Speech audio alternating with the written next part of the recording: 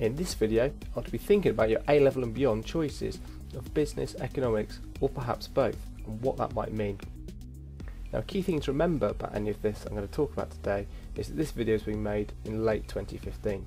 Exam boards and universities change the content and the requirements continually, so do make sure that you bear that in mind and do your own research, certainly if you're looking beyond the end of 2015, early 2016 for your choices. There's a few key questions that always seem to come up when you're talking about whether to take business, economics, or that combination of both, and hopefully I'm going to address those. So we're going to think about what the difference is between business and economics, certainly at A level. How much the two subjects overlap. There's certainly historically an impression that they're pretty much the same subject to some degree. Well, hopefully I'm going to put some of that idea to bed. Will universities see this combination as too narrow? Certainly some universities have problems with courses that they see as overlapping too much. So I'll give you my research into which universities do favour, and perhaps those don't, business and economics together as subjects. And equally then, what are the best universities for taking business or economics and moving forward? Of course, this is very subjective. Well, let's start by looking at question 1. What's the difference between business and economics? Well, I'm going to take you on a journey, zooming into the UK, to actually give you a flavour of how these different areas are different. Economics can be broken into two very distinct fields of study, macroeconomics and microeconomics. Now, macroeconomics is our view here, looking at the whole of our nation. Now, this is our whole economy, it's the big picture, it is macro, macro means large. So we're thinking about the UK, Great Britain as a whole. So the things that macroeconomics looks at are things such as our economic growth. Are we in a recession, a boom, a recovery? What's happening in the UK at the moment? Are we gaining jobs, losing jobs? That big picture. Also thinks about international trade. We are not just an island, obviously we're linked to Europe and the rest of the world through trade as well. Macroeconomics also looks at the big picture of government and how they intervene. Things such as fiscal and monetary policy, taxes, as well as investments and direct injections of cash into the UK. And finally it thinks about things such as inflation and unemployment. Don't forget on this video this is a very brief introduction, read up more if you want to know more. So let's zoom in on the UK. Well, now we've come down to the micro level. We're looking at more detail and rather than looking at the whole economy, we're going to look at certain segments of that economy. Perhaps we'll look at particular industries such as the housing market, such as the tin mining industry, and those particular areas. We're going to think about some of the behaviour affecting the supply from those industries and demand from consumers for it. We'll start to think about some of those individual companies and how they start to interrelate on this smaller micro level. We're also thinking about our consumers as well. What are they starting to do in terms of their decisions and what's going to influence what they're purchasing, and therefore that pushes it back onto our producers. And we start to think about some of the externalities, some of the impacts that these companies have through production, such as pollution and other aspects. So this is our microeconomic world. Now, business is almost taking this to the next level again. So business studies is moving down into almost what you might call the nanoeconomic field. So we're now looking at individual firms. We zoomed right into one business and start to think about them. Metaphorically, we're taking the roof off and looking at what's happening inside this business. So we're taking away some of that external aspect. It's still important because this business exists in it, but we're thinking about the action decisions of individual firms. So what's happening? Well, what do the operations department do? What do they do in terms of finance, human resources, marketing? How do they operate as an entity to become one business? Of course, it must be remembered that they are in the context of a bigger, wider marketplace. We do have competitors in this market who are going to impact on their decisions. You will find that business studies is linked to both macro and microeconomics, however it's more closely aligned to micro factors, more closely linked because of that smaller industry feel of it. So let's have a look at our second question. Is there much overlap between the subjects? Well, economics and business studies do have much in common. As we've just discovered, businesses exist within an economic environment.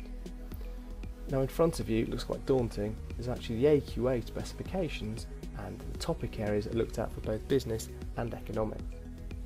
We can see for business studies there's 42 individual topics and for economics 47. So these are quite large subjects, there's a lot of different areas that are looked at. I'm about to go into some of the overlaps between these subjects, and to give you some context for that, I'm actually going to be using some of the codes that are used in the current specifications. This is the current specifications for 2015 exams, 2016 exams. So for business studies, it's the AQA specification 7131, 7132 for A level, and for economics 7135 and 7136. If you look at those documents, there are links on the page here. Unfortunately, you won't be able to click on the video, but certainly you can copy those and go to it, go to AQA, you can find them very easily. I'm going to be using the numbers that are listed here. I've just circled the one for business to give you a flavour of what that looked like. Again, just to help you to compare some of the specifications. Now, as I said, there are overlaps, but they're not significant. So let's have a bit more detail in terms of what the overlaps might be. Well, the bigger overlaps first of all, and there's actually 8 areas that seem to overlap. In blue, on the left-hand side, you've got the area of the specification of business, and on the right, you've got the area of specification for economics. And some of these make a lot of sense. Beginning with business studies, understanding nature and purpose of business, is all about why do we start businesses? And it's very much maps to economics. Why is this important? What is the basic economic problem, which is limited resources and unlimited wants? And business is much the same way. Why do we start a business? To meet some of those needs, to establish some wants of our consumers. Again, economics looks at costs, revenue and objectives of firms, all covered in that first section of business studies. Now that's the only AS large overlap. The other two here are A2. So the second in the middle of the page is analysing the external position, economic change. Well, this makes sense. This is the economic part of the business course. So there's quite a lot of overlap with government intervention, inflation, monetary policy and fiscal policy, which are all key economic theories. Finally, A2, 3.7.7, analysing the external position in the competitive environment.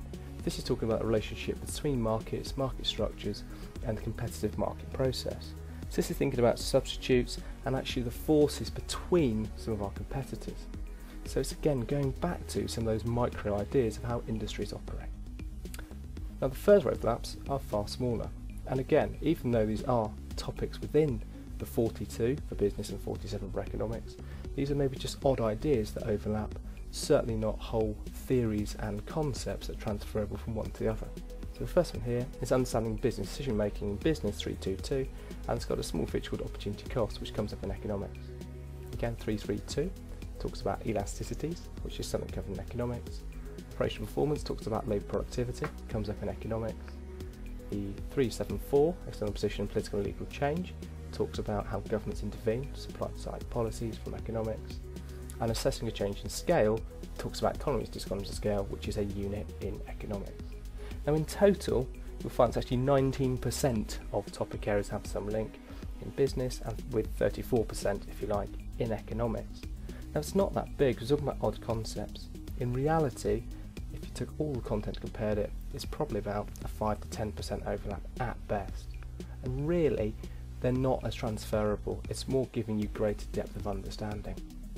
You're probably more benefiting as a business student doing economics than an economics student doing business.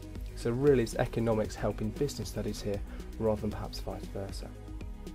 So there is this overlap, and traditionally universities have had some issue in terms of these overlaps and what it might mean.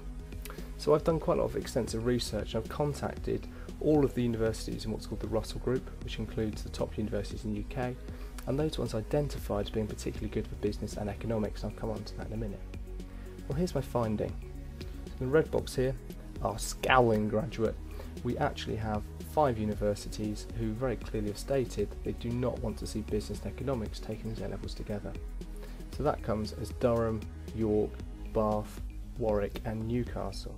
Bath particularly are very clear in terms of overlaps, and further maths, English language and English literature together are areas they do not like. As one of the universities I've researched, they seem to be the university that has the biggest issues. Now, if you look at the green box, you'll see actually this is quite a bright picture. The remainder of the Russell Group, including some of the top universities in the UK, Oxford, Cambridge, LSE, have all flagged up actually they're very happy with this combination of subjects. So there's a lot of universities here. Now the key point here, I suppose, if you've got a particular university in mind before you start your A-levels, and it is one of the 5 on the right, then don't take business and economics together. Other than that, the other universities have all contacted me directly to say they are happy with that combination, certainly for 2016 entry.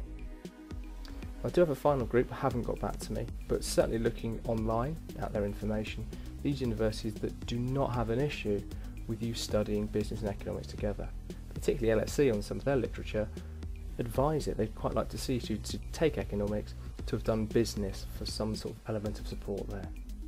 So universities do have a mixed view. However, 5 of 28 that I looked at, only 5 are those that are not happy with that combination. I do want to add in, however, this was the top 29 universities in the UK that I looked at. Imperial do not offer business or economics, so I did include them.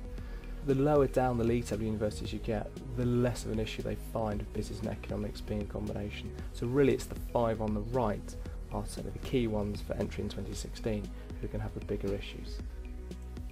So which courses should you take? Well, if you're looking to do business studies, here are 10 of the universities that are flagged up, and there's lots of different league tables that are actually very good universities. You'll notice some of them, such as Durham, Bath and Warwick, came up as those that don't like A-levels in business and economics, so do be aware of that. Again, choosing universities is a very personalised choice. You've got to think about distance from home and other features of university life such as campus that appeal to you. So don't just go for one of the list here, this is just a selection. For economics, similar universities coming up here, so Exeter, Durham, Bath, Warwick and UCL have come up for both. So you'll see actually these are very, very good universities. Remember, some of them don't like the combination. Some do, so you've got to do your research to find out. And really, I suppose there should be a red briefcase, not a white one. Hope that's been useful. Enjoy.